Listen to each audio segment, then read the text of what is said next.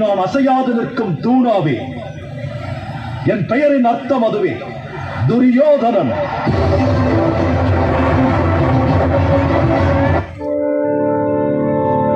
சகுனி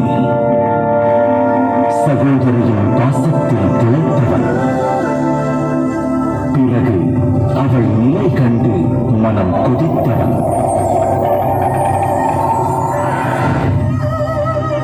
சூதாடுவதிலும் சூது வைத்து வாதாடுவதிலும் இவன் மேதை. அழகு அஸ்தினாபுரத்தை நான் அழித்து காட்டுவேன். நகரை நெருப்புக்கு இரையாக்கி நரகமாக்குவேன்.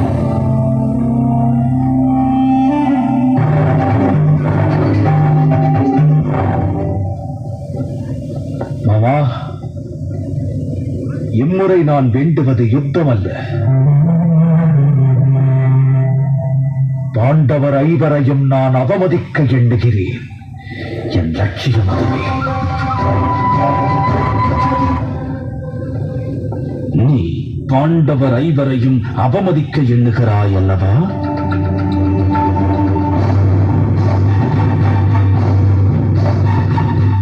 அவர்கள் ஐவரின் கர்வத்தை உடைத்தெறியும் எண்ணம் இருக்கிறதல்லவா?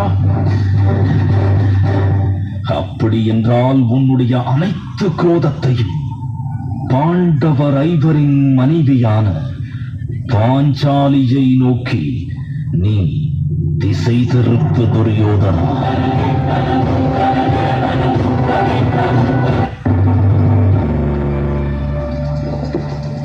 வர வேண்டும் விதுரா, என் அன்பு அனுஜனே, வர வேண்டும். பணிகிறேன் அரசே. இன்று உன் மனமானது ஆனந்தம் கொள்ளும் அளவிற்கு ஒரு நற்செய்தியை கூறவிருக்கின்றேன். திரௌபதிக்கு பெரும் ஆனந்தத்தை தரக்கூடிய சன்மானம் நம் ராஜசபையில் வழங்கப்படும் விதுரா. அதோடு பாண்டவின் புதல்வர்கள் திரௌபதியோடு அஸ்தினாபுரம் வருகை தருவதற்கான அழைப்பினை வேண்டி நீயே அவ்விடம் செல்ல வேண்டும்.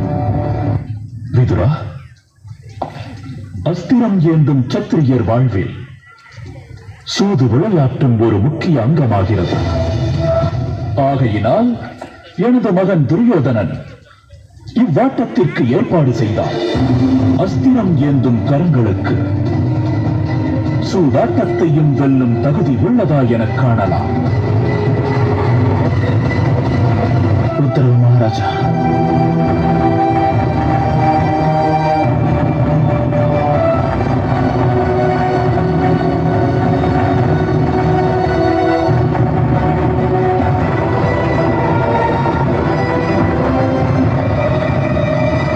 மாமா அவர்களே, பகடையை உருட்டுங்கள்.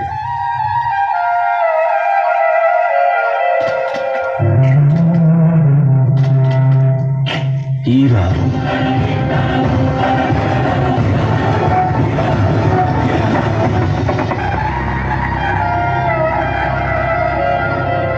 இங்கே ஆராய் மாறு.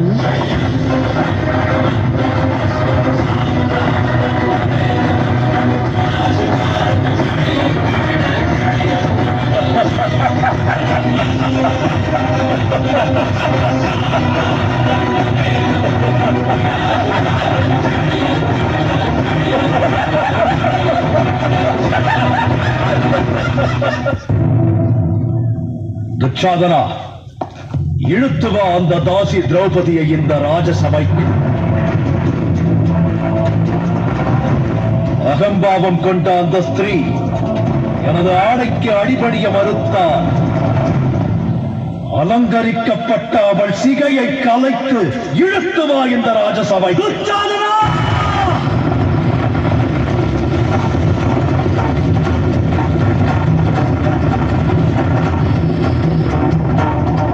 உன்னுடைய சுவாசம் அவளை ஸ்பரிசித்தாலும் உனது உடல் விட்டு உன் சுவாசத்தை நீக்குவே.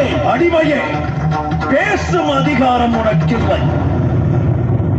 திரௌபதியே, உன்னை ராஜசபைக்கு அழைத்து வரும் ஆணை ஏற்று வந்தேன். மரியாதைக்கு பங்கம் விளைவிக்காதே ராஜகுமாரா. கதிரவனின் கீற்று நுழையாத அடர்ந்து வளர்ந்த வனமும் சிறு தீப்பொறியால் அவிந்து போகும் என்பதை மறவாதே. 100 பேரை கொண்ட கௌரவர் கூட்டம் அடியோடு அழிய வழி வகுக்காதே. மௌனமாயிரு திரௌபதியே. பகடை விளையாட்டில் உன் கணவர் ஐவரையும் வென்று கதிகலங்க வைத்தார் என் தமையன். வா என்றோடு. உன்னை எச்சரிக்கின்றேன் துச்சாதனங்களை நெருங்க முயன்றால் நீ இந்த வாளுக்கு இரையாவாய்.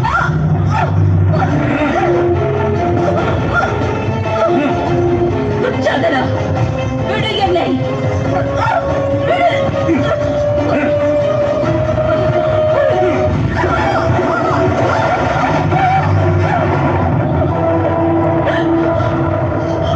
துச்சாதனா, செல். அனைவர் முன்னால் திரௌபதியின் வஸ்திரத்தை நீக்கு.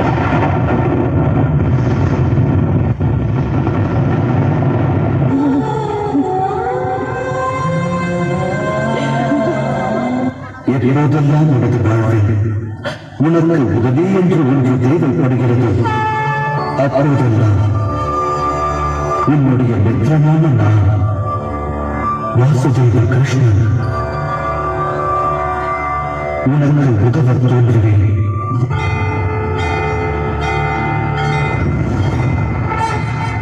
கோவிந்தா, கோவிந்தா, கோவிந்தா.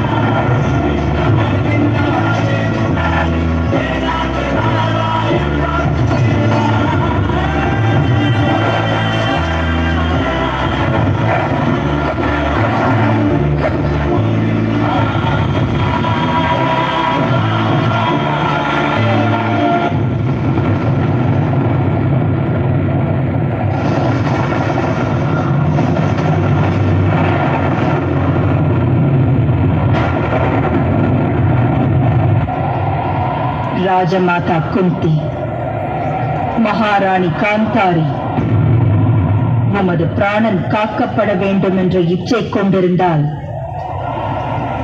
இப்போதே இந்த சபையை தியாகம் செய்து விலகிச் சென்று விடுங்கள். ஏனெனில் அநீதியை விளைவிக்கும் இந்த அரசவை சற்று நேரத்தில் மண்ணுக்குள் செல்லவிருக்கிறது. நான் மனித பிறவி அல்ல, மரணத்தின் அவதாரம், இறப்பினை வழங்கக்கூடியவள். இந்த அதர்ம சபையில் கூடியிருக்கும் அனைத்து துஷ்டர்களின் பிராணனை பறிக்க வந்த மரணம். வழங்கவிருக்கின்றேன் சாபத்தை. அநியாயத்தை விளைவிக்கும் இந்த அநீதி சபை மன்னித்தருள்வாயாக. என்னுடைய சாபமே மன்னிப்பாகும் மகாராணி. தண்டிக்க நான் முடிவெடுத்திருந்தால் இந்த பாவிகளுடைய வாழ்வு அனுக்ஷணமும் நரகமாய் மாறி இவர்களை நிந்தித்திருக்கும்.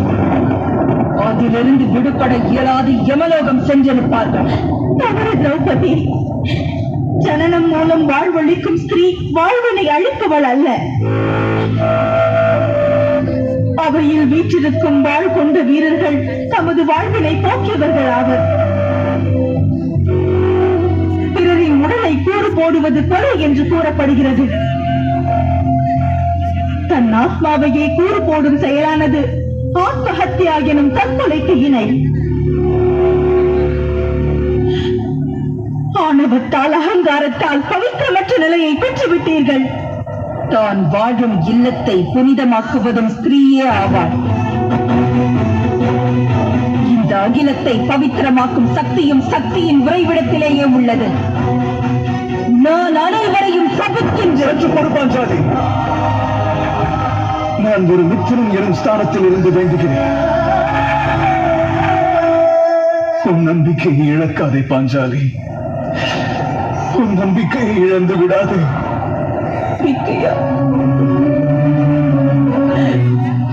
அது எங்கிருக்கிறது?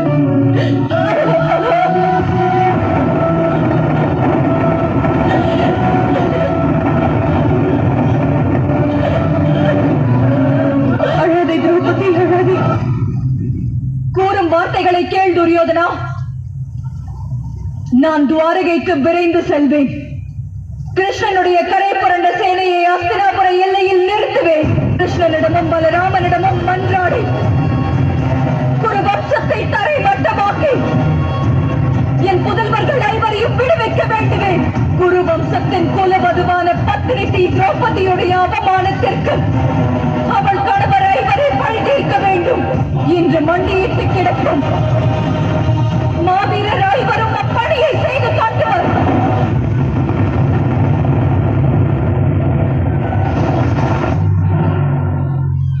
மூடனே துரியோதன்,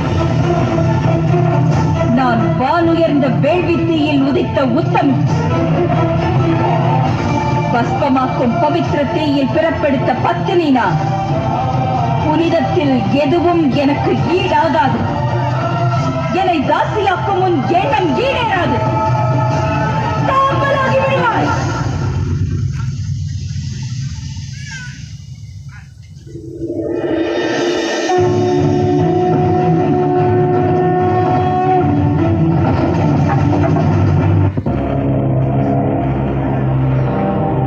நான் மேற்கொள்ளும் சபதத்தையும் கவனமாய் கேளுங்கள்.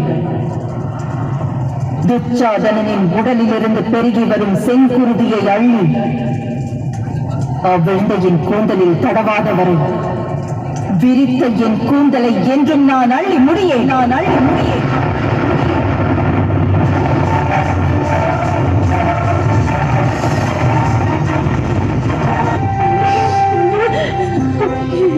கோவிந்தா, என்ன காரணம்?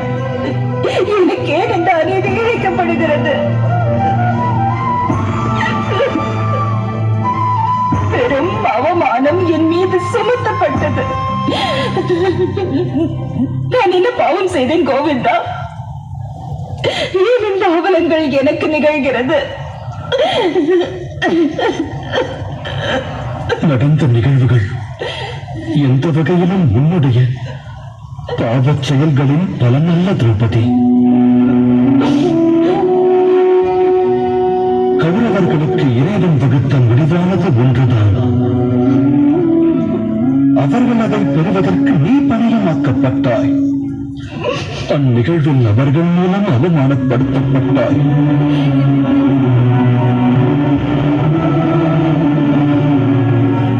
கர்மத்தின் சித்தாந்தத்தை கூறுகிறேன் கேள் சகி.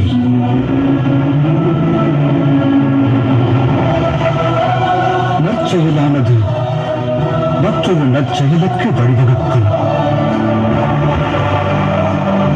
ஆனால் கெடு செயல் படுகொடையில் தள்ள மற்றொரு கெடு செயலுக்கு தான் வழிவகுக்கும். அக்காரணத்தால் தான் தவறான வழியில் செல்லும் ஒருவர் நரகத்தை சென்றடைகிறார். ஆனால் வேதனையை அனுபவிப்பவள் நான் அல்லவா? நீ வேதனையை தியாகம் செய்ய வேண்டும் சகி.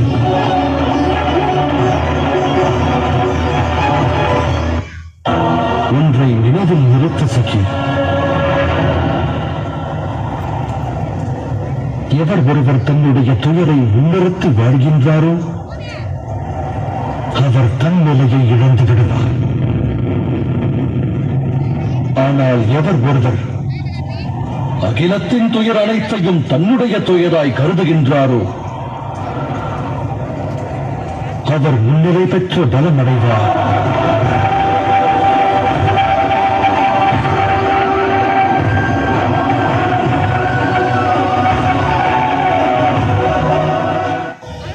நினைவில் நிறுத்துங்கள்.